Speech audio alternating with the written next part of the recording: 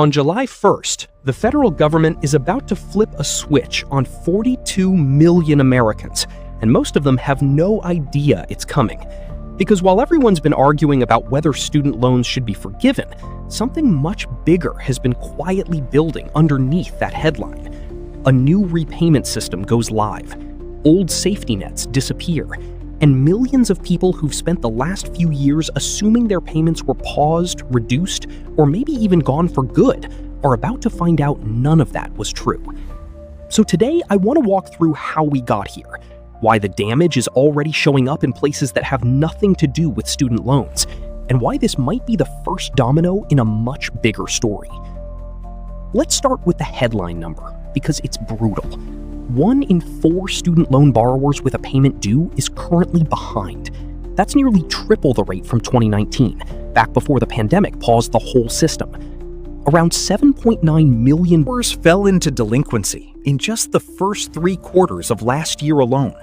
And roughly 9 million are now in full default, the largest number ever recorded. And if you're thinking, okay, that's bad, but it's just a student loan problem, that's exactly the mistake everyone's making. Because this isn't one bomb, it's 3, stacked on top of each other, and only one of them has gone off so far. The first bomb was the pause itself. For almost 5 years, federal borrowers didn't have to pay a dime, and interest didn't pile up either. It felt like relief, but it also quietly rewired people's expectations. An entire generation of borrowers built their budgets around a number that wasn't real. And the second the government flipped it back on in late 2023, a huge chunk of that generation discovered their finances had been built on a temporary illusion. The second bomb was the on-ramp, the 1-year grace period where missed payments wouldn't be reported to credit bureaus. It sounds compassionate, but really it just delayed the math instead of fixing it. Borrowers who couldn't afford the payment in 2023 still couldn't afford it in 2024. The only thing that changed was when the bill finally landed on their credit report. And when it landed hard. The average delinquent borrower has seen their credit score fall by 57 points. For nearly 2 million people who had decent credit going into this, the drop was even worse, sliding from a 6 down into the 580s, which is the difference between qualifying for a normal mortgage rate and barely qualifying for anything at all. And now we're staring down the third bomb, the one most people haven't clocked yet. Starting this summer, the entire repayment system gets rebuilt.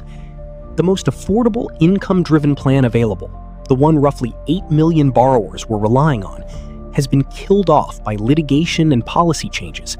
And those borrowers are being pushed onto a new standard plan with a higher bill. Meanwhile, the agency that's supposed to process income-driven applications has been gutted, losing hundreds of staff.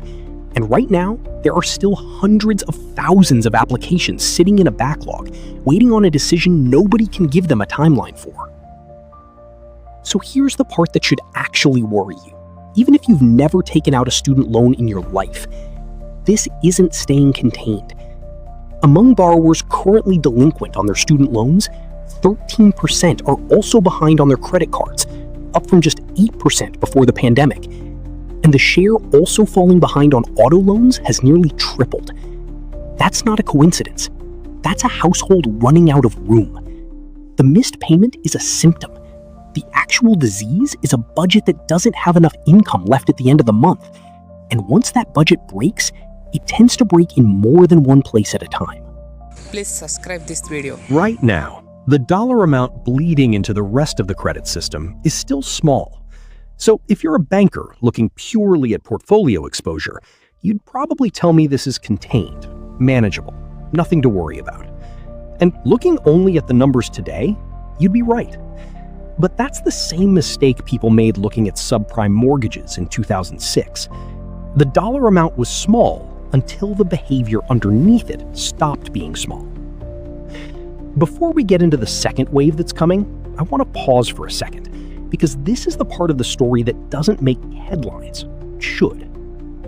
And now, back to the second wave nobody's pricing in yet. Because here's the thing about that 1-year on-ramp. it wasn't the only group living on borrowed time. Millions of borrowers have been sitting in administrative forbearance because they were enrolled in that now-blocked income-driven plan, never required to make a payment while lawsuits worked through the courts. As of last August, 45% of all student loan borrowers were sitting in forbearance or deferment, up from 31% in 2019. That's nearly half the entire borrower population that hasn't been tested by an actual bill yet. And starting this summer, a huge chunk of them get pulled out of limbo and dropped straight into repayment, at the exact same moment the system itself is being rebuilt from scratch. So picture the timeline. Wave 1 already broke loose over the past year and pushed delinquency to a record high. Wave 2 is millions of forborn borrowers stepping into a brand new repayment system in real time. A system whose own processing agency just lost nearly half its workforce and is already sitting on a backlog of hundreds of thousands of unresolved applications. If Wave 1 strained the plumbing, Wave 2 is supposed to flow through pipes that are currently being torn out and replaced while the water's still running. And consumer spending is the thing that actually connects all of this back to your everyday life, even if you've never touched a student loan. Roughly 42 million people now have a monthly bill they either weren't paying or weren't paying less of for the better part of 5 years. Multiply an average payment by tens of millions of households, and you're talking about billions of dollars a month that used to flow into restaurants, retail, and rent, now getting redirected toward a federal loan servicer instead. It lands hardest on exactly the demographic that drives a disproportionate share of discretionary spending. People in their late 20s and 30s, still building a financial foundation, who just got told their foundation was never as solid as they thought. And this is where the credit score story actually matters most, because a credit score isn't just a number that determines your interest rate, it's a permission slip for participating in the rest of the economy. Drop from 680 to 580, and you don't just pay more for a car loan, you might get rejected outright. You get a worse apartment lease, a higher security deposit, sometimes a harder time passing an employment background check.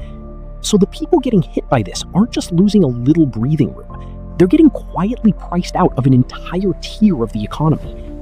And the geography of who's getting hit isn't random either. In some states, delinquency rates are pushing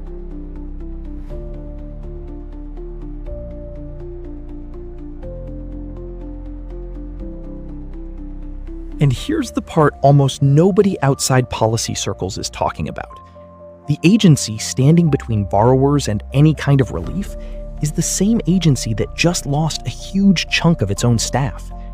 The backlog of unresolved applications swelled past 700,000 at one point, and the department mass denied over 300,000 applications in a single month.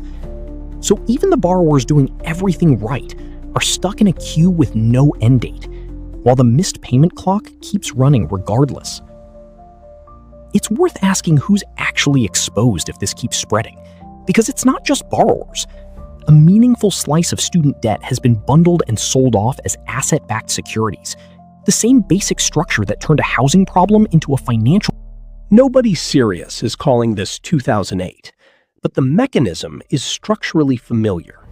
Debt that gets bundled, rated, and sold to investors betting the underlying borrowers can keep paying, and the underlying borrowers are paying less reliably than they have in over a decade. So let's zoom out, because I think the real shape of this story isn't really about student loans at all. It's about what happens when a financial system spends 5 years training people to expect one set of rules, then reverses every one of those rules inside of about 18 months, on purpose, all at once. The pause taught people the bill might not be real. The on-ramp taught people the consequences might be delayed. And the sudden dismantling of the cheapest repayment plan, combined with a gutted agency that can't keep up with its own paperwork, is teaching millions of people right now that the rules can change again with almost no warning. And maybe that's the actual time bomb. Not the debt itself. $1.6 trillion has sat on the national balance sheet for years, and the economy hasn't collapsed under it. The real fuse is trust. Once people stop trusting the rules of repayment are stable, they stop planning around them. And a financial system where tens of millions of participants can't trust the rules is one that eventually finds a way to make everyone pay for that uncertainty, not just the people holding the loans. So here's where I land. This isn't a story about whether student debt should or shouldn't be forgiven. The real story is that a slow-moving credit shock has already started bleeding into auto loans and credit cards. A second and bigger wave is loading right now, and the agency meant to manage the landing has fewer people and more unresolved cases than it's had in years. Whether that turns into a genuine drag on consumer spending or stays contained is still an open question, but it's not a question I'd bet on quietly going away by itself.